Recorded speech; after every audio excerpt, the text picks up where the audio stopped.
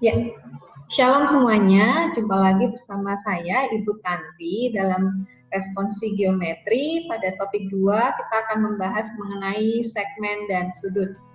Oke, saya akan share screen.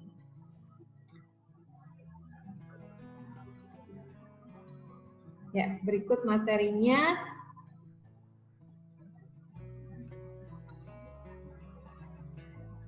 Ya, jadi kita akan membahas mengenai segmen dan sudut. Sebenarnya penjelasan sudah diberikan juga kepada Bu Oce.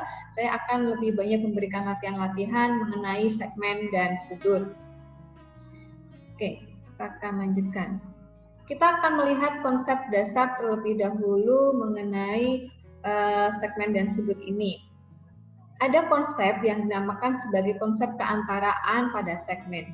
Nah, titik P ini terletak di antara titik A dan B.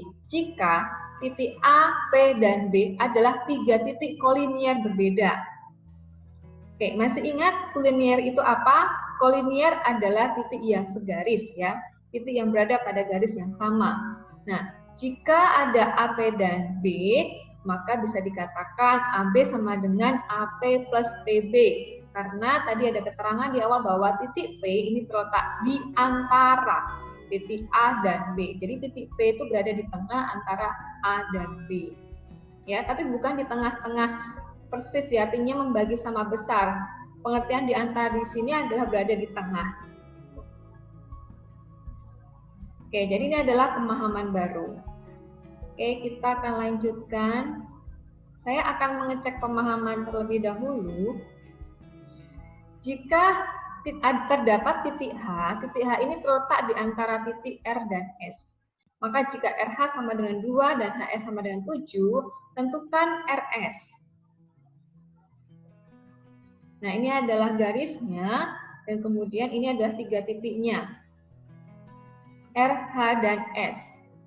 Jadi, RH memiliki panjang 2 satuan, kemudian HS memiliki panjang 7 satuan.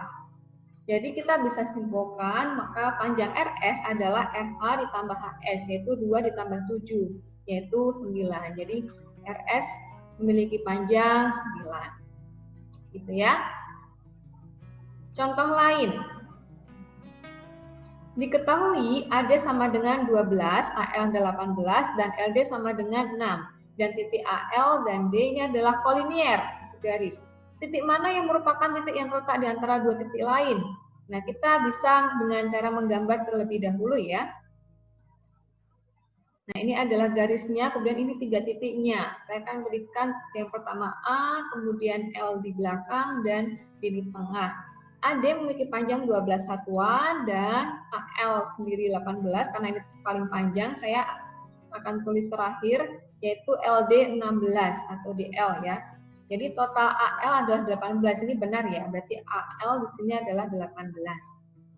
Lalu yang ditanyakan adalah titik mana yang merupakan titik yang terletak di antara dua titik lain, atau titik mana yang berada di antara atau di tengahnya. Berarti jawabannya adalah titik D. Pasti titik D ya, sudah jelas dari gambarnya. Oke, nah sekarang kita lihat konsep keantaraan pada sudut. Perhatikan postulat penjumlahan sudut. Jika sinar OP berada di interior sudut AOB, maka ukuran sudut AOB sama dengan ukuran sudut AOP ditambah ukuran sudut TOB. Nah, ini adalah sinar A, kemudian ini sinar B, dan kita lihat ada satu sinar lagi, nanti yang merupakan interior sudut AOB. Jadi pengertian interior itu apa? Interior itu adalah sinar yang berada di dalam sudut AOB. Jadi ini adalah interiornya, yaitu OP. Maka inilah yang disebut keantaraan pada sudut, jadi OP-nya. Jelas ya? Nah, sekarang saya akan berikan contoh, sampel. BG terletak di interior sudut ABC.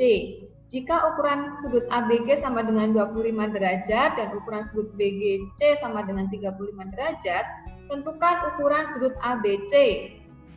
Nah, ini sudutnya, yaitu sudut titik verteknya adalah pada B.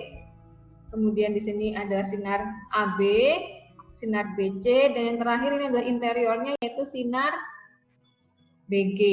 Nah, besar sudutnya bisa kita tuliskan, yaitu di sini sudut ABG adalah 25 derajat, sudut BGC adalah 35 derajat. Tentukan sudut ABC. Jadi tentukan sudut ABC, berarti kita apakan? Kita jumlahkan kedua sudut tersebut, maka totalnya adalah 60 derajat, karena 25 derajat ditambah 35 derajat.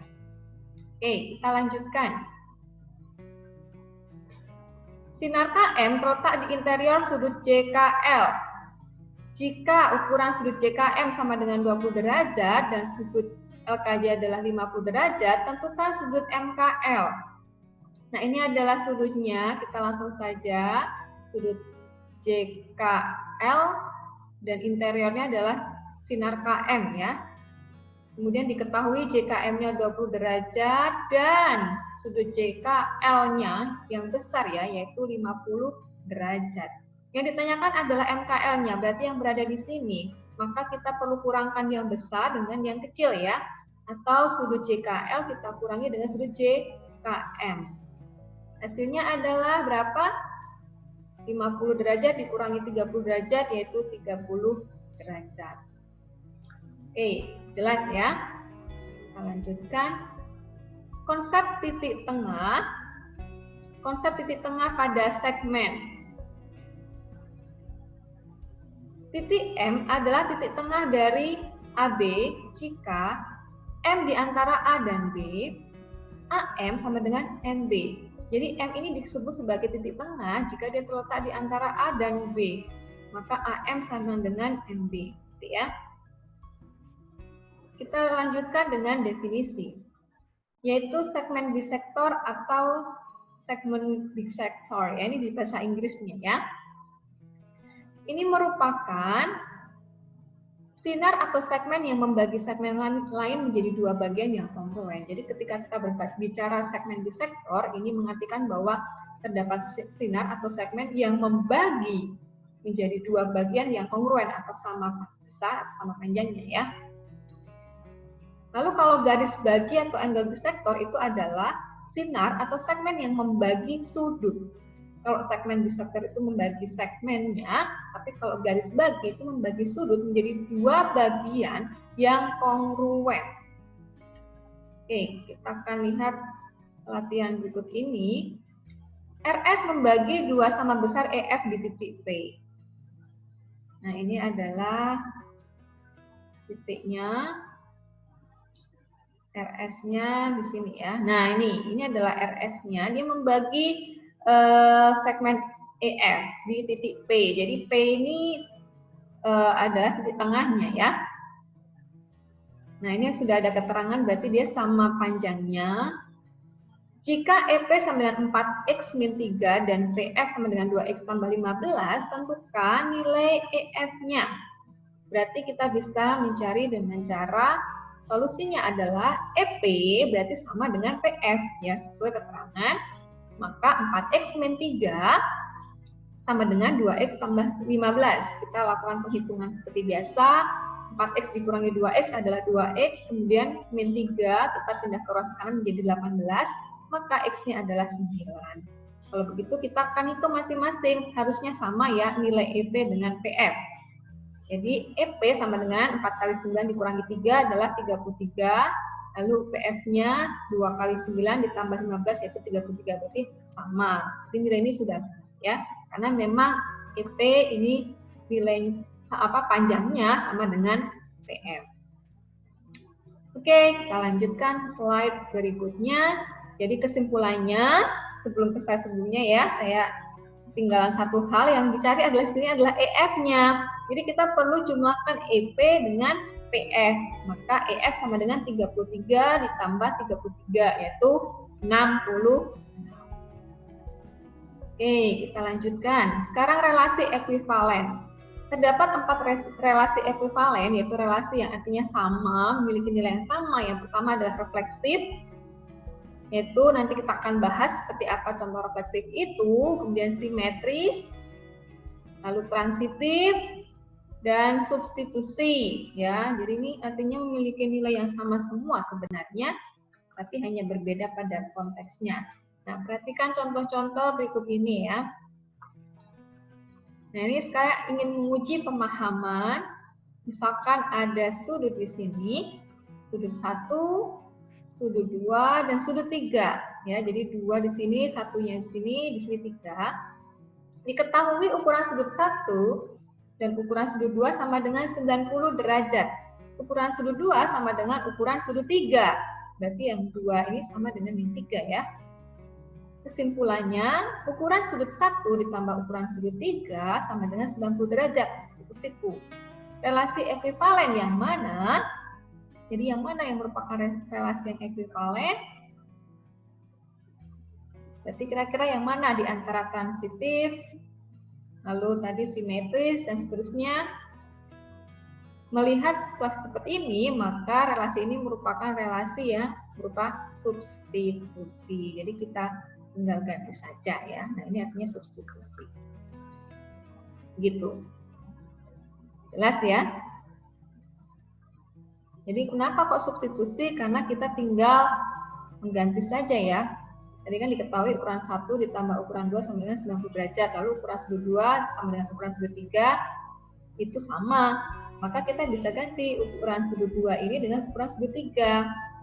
Ya. Nah, ini karena substitusi. Gitu ya. Kita lanjutkan.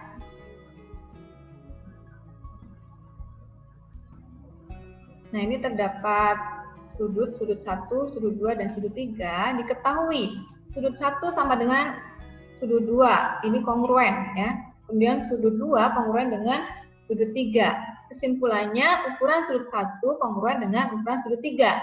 Nah, kira-kira relasi ekuivalen yang mana? Sudut 1 kongruen dengan sudut 2. Sudut 2 kongruen dengan sudut 3. Kemudian menjadi ukuran sudut 1 atau sudut 1 ini menjadi kongruen dengan sudut 3.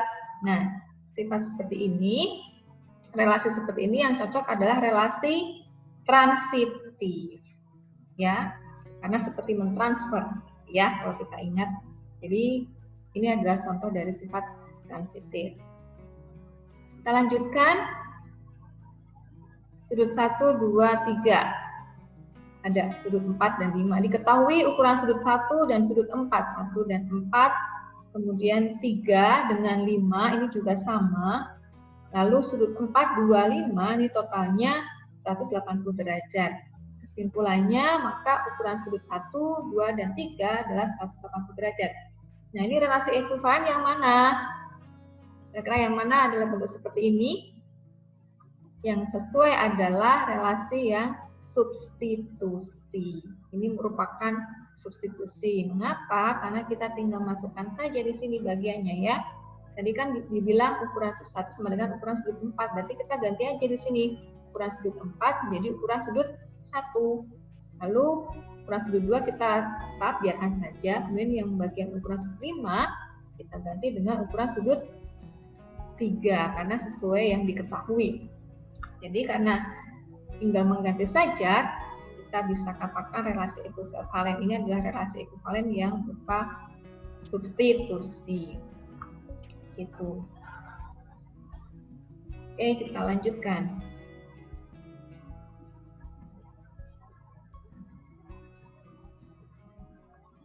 Diketahui C adalah titik tengah AD, segmen AD, AC sama dengan CE.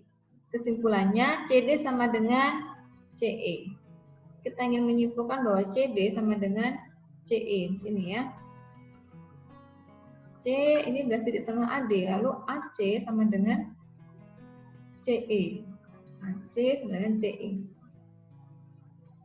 Relasi ekuivalen yang mana yang bisa kita gunakan? Yaitu transitif. Ya, seperti mentransfer tadi ya. Mengapa? Karena C ini adalah titik tengah AD. Ya, kalau titik tengah berarti kan dia membagi sama besar antara AC dan CD. Ya, AC dan CD. Lalu ada keterangan lagi bahwa nilai AC itu sama dengan CE. Berarti kalau begitu CD itu sama dengan CE. Nah, ini transitif. Oke, jelas ya?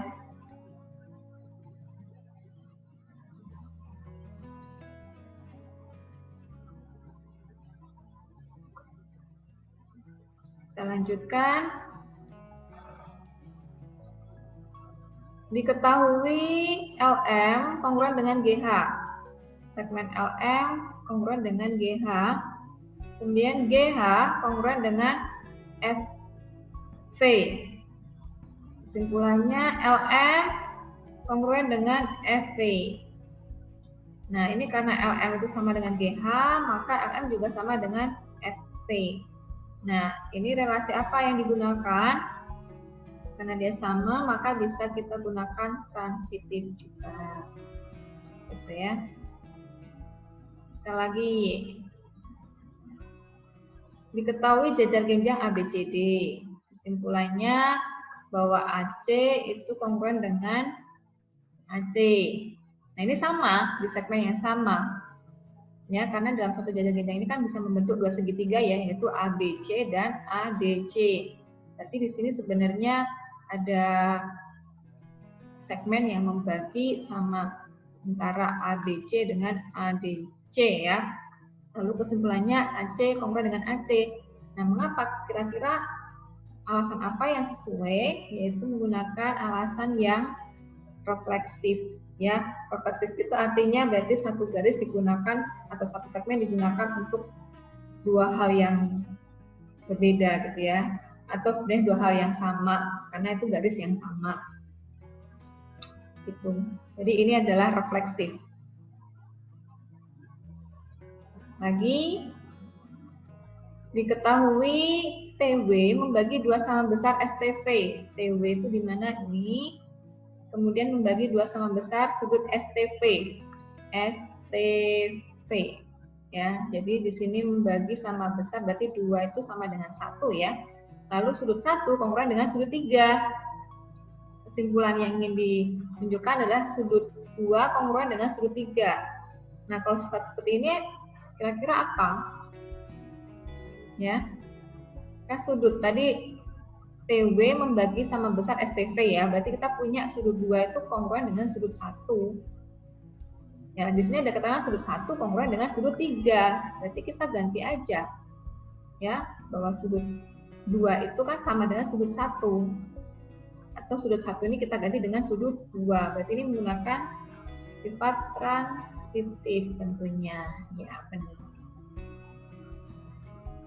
Oke, makin jelas ya.